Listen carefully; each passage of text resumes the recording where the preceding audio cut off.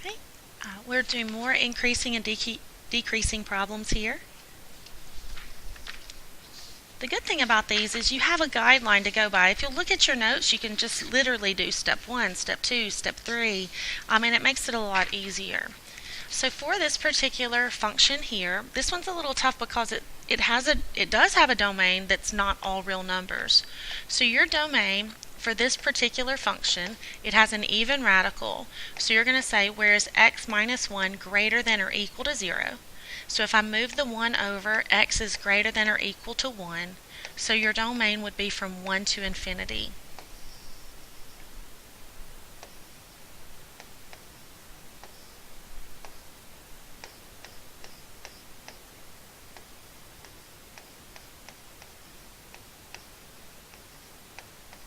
So I mark off the domain on the number line. So I only have to worry about the region from 1 to infinity.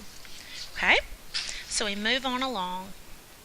Step 2 is to find the derivative of this function. Okay? First of all, let me go back and rewrite the function in a usable form.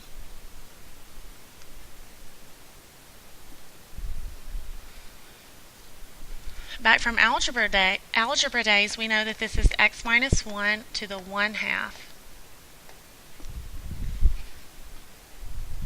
Okay? So when I get ready to take this derivative, it's going to be 1/2 times x minus 1 to the negative 1/2. And then you also have to do the derivative of the inside, which in this case would just be 1. So cleaning this up, we have 1 over 2, and the x minus 1 has to go in the bottom. That's what it looks like. Now you can clean it up a little bit more if you wanted to. Okay, that is the derivative of this particular function. Now remember, what you're doing with this derivative is you're seeing where it equals 0 and where it's undefined. So this derivative equals 0 when the top equals 0. And this derivative is undefined, which I say DNE for does not exist. It's undefined where the bottom equals 0.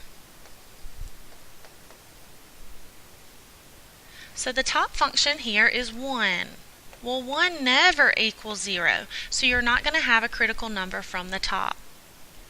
The bottom function is 2 times x minus 1 equals 0. If I divide both sides by 2, it goes away. So I get the square root of x minus 1 equals 0. When I square both sides, I get x minus 1 would equal 0. So x would equal 1. So that is my critical number. If I look at the number line that we've already drawn, 1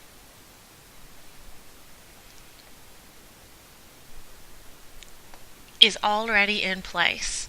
Okay, so that's our number line. So step 1 is to find the domain, which we did in red. Step 2 is to find the derivative. We saw where the derivative equals 0 and where it's undefined. Step 3 is to choose a test point from each interval. Well, you only have one interval. Let's choose 2. Remember, you're going to take the test point, plug the test point,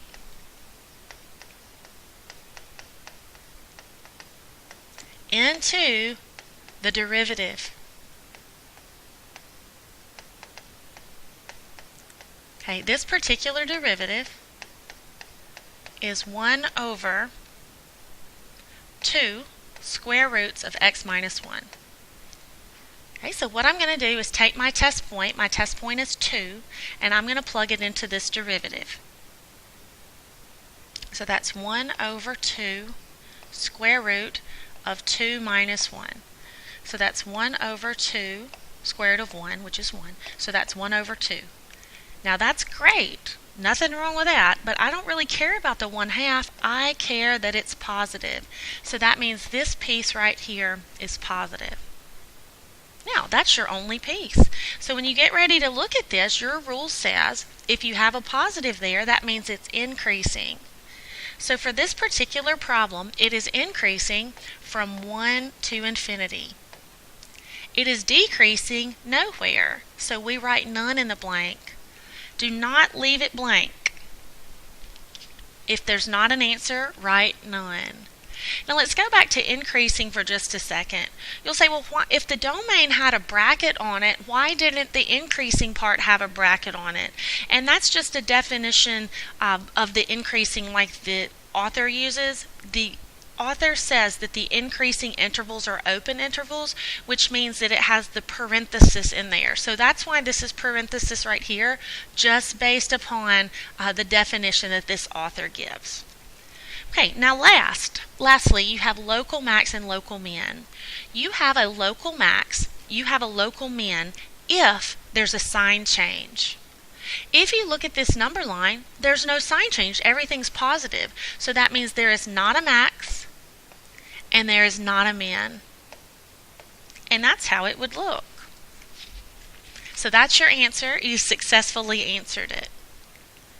Now, just for sake of looking into the problem, you don't have to do this at all.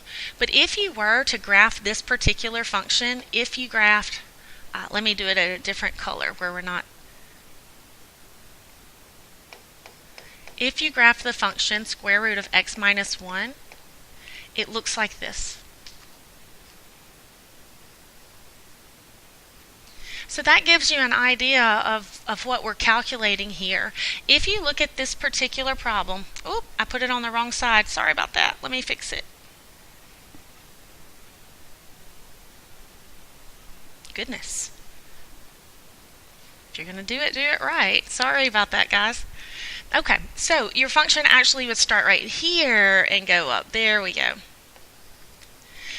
So that's what your function looks like. So you'll see that this blue area is always increasing. It's always going up, up, up, up, up, up, up, up, up, up, up, up, up, up, up. It's always going up, and that's what we have there. Okay, let's move on to our next one. Oh, this one's going to take a little time. Let's stop this video and make a new one.